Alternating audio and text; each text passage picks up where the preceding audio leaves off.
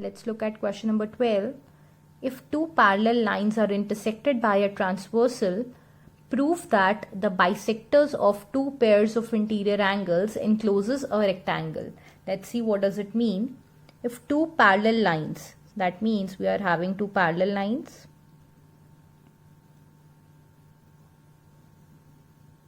Let us name them as AB and CD, are intersected by a transversal. So there is a transversal. Let us name it as TU. Then prove that the bisectors of two pairs of interior angles. Now which are interior angles?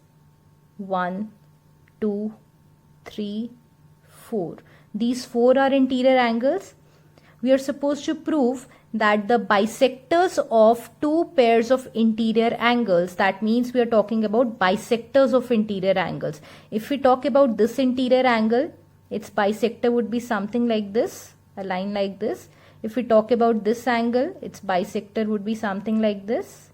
This angle's bisector would be something like this, and this angle's bisector would be something, a line like this. Prove that the bisectors encloses a rectangle. That means we are supposed to prove that the figure formed here by the bisectors forms a rectangle. Let us name this as PQRS.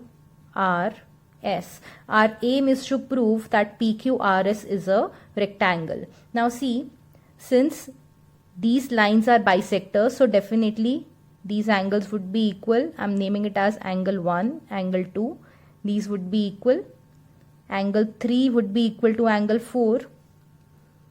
Angle 5 would be equal to angle 6. And angle 7 would be equal to angle 8, as the lines are bisecting these angles. Now let's see what is given. What is to be proved and proof. So we are given two parallel lines. So AB is parallel to CD. You can also mention a transversal is there. Also, these are bisectors. So in the given portion only you can mention angle 1 is equal to angle 2, angle 3 is equal to angle 4, angle 5 is equal to angle 6, and angle 7 is equal to angle 8.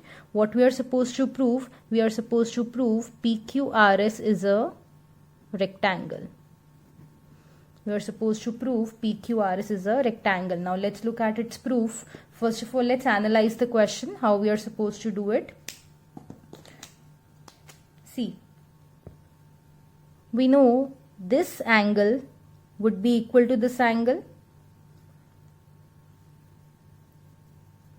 This angle ARP would be equal to angle RPD. These are alternate interior angles. So half of this angle would be equal to half of this angle. So I can say angle 2 would be equal to angle 6. Half of this angle can be written as angle 2 and half of this angle can be written as angle 6. So I can say angle 2 will be equal to angle 6. Now which are these angles actually?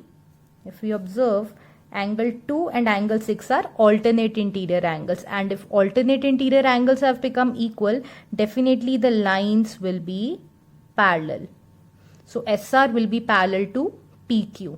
Similarly, I can prove RQ will be parallel to SP. Let's start writing it side by side. See, angle ARP would be equal to angle RPD. The reason is alternate interior angles. It employs half of angle ARP would be equal to half of angle RPD. This employs half of angle ARP is angle 2 and half of angle RPD is angle 6. Angle 2 has become equal to angle 6, but these are alternate interior angles.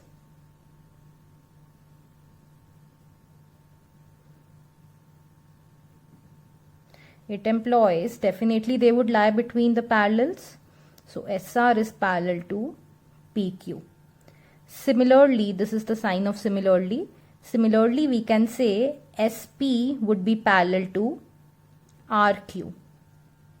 Similarly, we can say the other two pairs of lines are also parallel. Now, if we observe this quadrilateral PQRS, till now it is a quadrilateral PQRS, SR has become parallel to PQ and SP has become parallel to RQ. That means both the pairs of its opposite sides have become parallel. So definitely PQRS will be a parallelogram. We know whenever both the pairs of opposite sides of a quadrilateral become parallel, that quadrilateral automatically becomes a parallelogram. This is one of the minimum criteria for a quadrilateral to become a parallelogram. It employs PQRS is a parallelogram. But our aim is to prove it as a rectangle. We have proved it as a parallelogram by now. Now see, if we observe this angle ARP plus BRP, its sum would definitely be 180 degrees as these are angles on a line.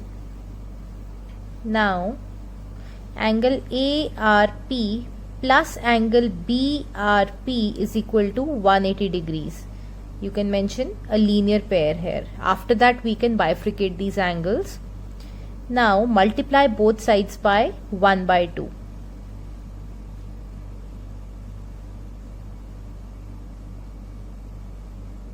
Now, half of angle ARP, I'm talking about this angle, half of this angle can be written as angle 2, and half of BRP, that means half of this angle, can be written as angle 3.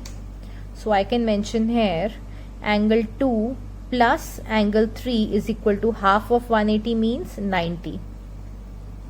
So angle 2 plus angle 3 has become equal to 90 degrees. If we observe this, see, this is parallelogram PQRS and angle 2 plus angle 3, that means this angle, angle R, it has become equal to 90 degrees.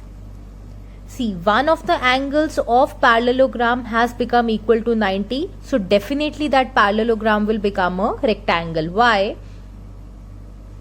If we have a parallelogram PQRS and one of its angle becomes 90 degrees.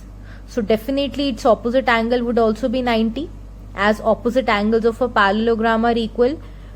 And this angle, adjacent angle, would also turn out to be 90, as adjacent angles of a parallelogram sum up to 180, and obviously this would also turn up to be 90 as opposite angles of a parallelogram are equal. So in a parallelogram, if you prove any one of the angles as 90 degrees, automatically it turns out to be a rectangle. So you can write, it employs angle SRQ is equal to 90 degrees. That is, one of the angles of parallelogram PQRS is 90 degrees. It employs PQRS is a rectangle. Hence, proved. Let's start with question number 13. AB is given parallel to DE. We are supposed to prove angle 1 plus angle 2 is equal to 180 minus angle 3. Now here we can see directly there is no relation among these angles. So definitely a construction would be used. So we'll construct a line passing through point C, which is parallel to AB or DE. Let this line be P, and this is already given as C. So PC is parallel to AB is parallel to DE. This is the construction part. So given is AB is parallel to DE. We are supposed to prove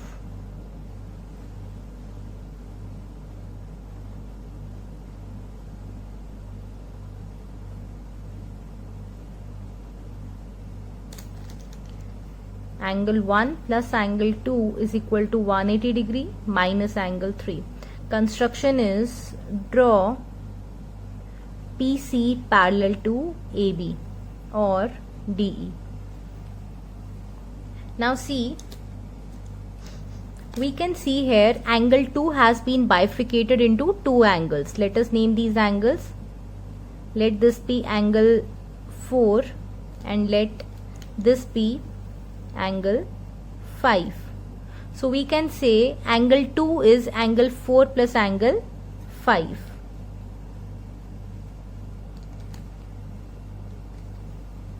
Now see, AB is parallel to PC. So definitely angle 1 plus angle 4 would be 180 degrees as these are co-interior angles.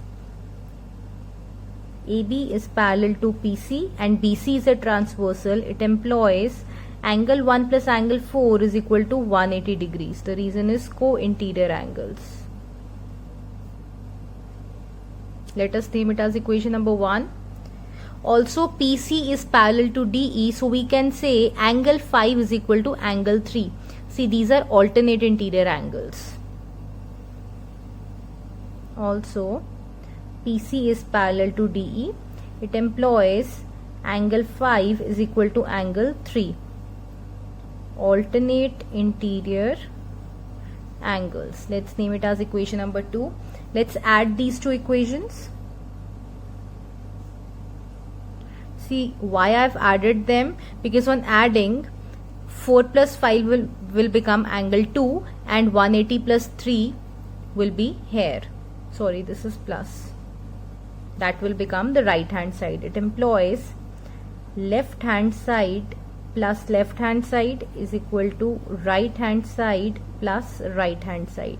Now see, angle 4 plus angle 5 is actually angle 2. So we have substituted angle 2 here. This is what was to be proved, hence proved. Let's look at the next question.